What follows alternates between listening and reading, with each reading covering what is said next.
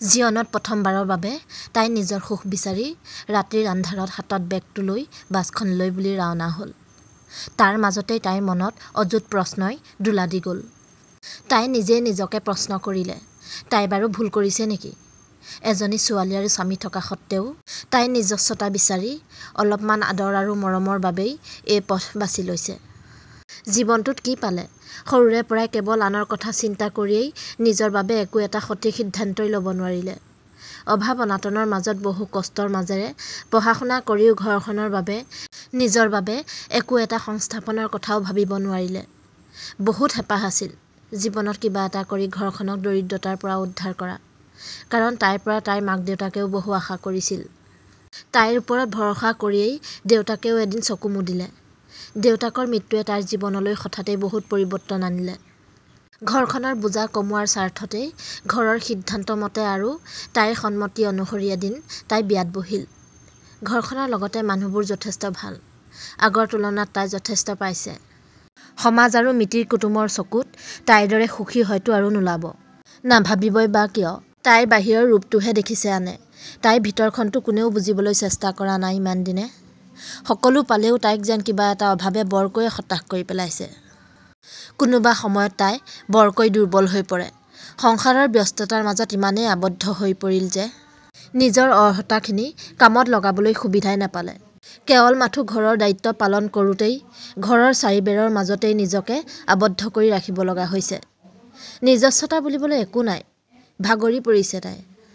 কাষত থকাজনেও যেতিয়া মন বুজিবলৈ চেষ্টা নকৰে, তাতকৈ দুখৰ কথা আৰু কি থাকিব পাৰে? জীৱনটোনো কিমান দিনীয়া?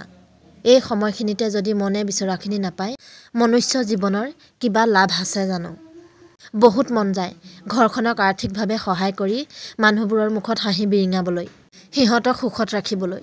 মনৰ অভিপ্ৰায়বোৰ মনত লৈ থাকোঁতেই হঠাতে এনে কিছুমান মানুহ লগ পোৱা হয় যে যি নিজৰ নহৈও সাহস দিয়ে নিজৰ যোগ্যতাখিনি কামত লগাবলৈ। তেতিয়াই তাই দুৰ্বল হৈ পৰে সেই মানুহবোৰৰ প্ৰতি। বেছি আৱেগিক হৈ পৰে তাই সেই মুহূৰ্তত যেতিয়া কোনোবা বিশেষজনে তাইক কিছুমান সপোন দেখুৱায়। কিন্তু সমাজৰ কথা চিন্তা কৰিয়েই তাই মনটোক বুজায় বহু ধৰণে। কিন্তু কেতিয়াবা যেন মনটোকো বুজাব নোৱাৰা হৈ পৰে তাই। তাইৰ জীৱনলৈ হঠাতে এনে এজন মানুহ আহিল যে তাইক বহুত ধৰণে বুজনি দিয়ে। আনকি একেলগে জীৱন কটোৱাৰ প্ৰতিশ্ৰুতি দি তাইৰ কৰ্মৰ সংস্থাপনৰ ব্যৱস্থা কৰি এখন অচিনাকি ঠাইলৈ মাতি পঠিয়াইছে।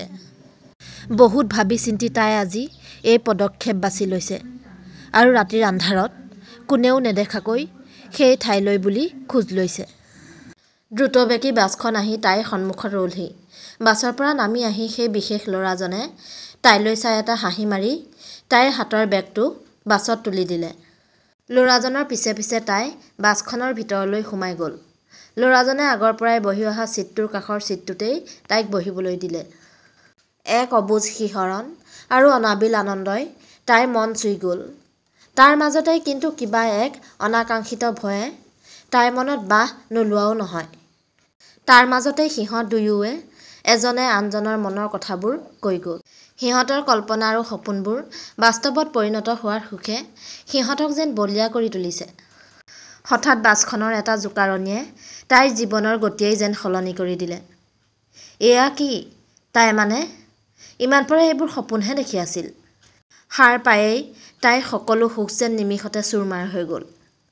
আকৌ এক নোপোৱাৰ বেদনাই তাইৰ বুকুত খুন্দা মাৰি ধৰিলেহি।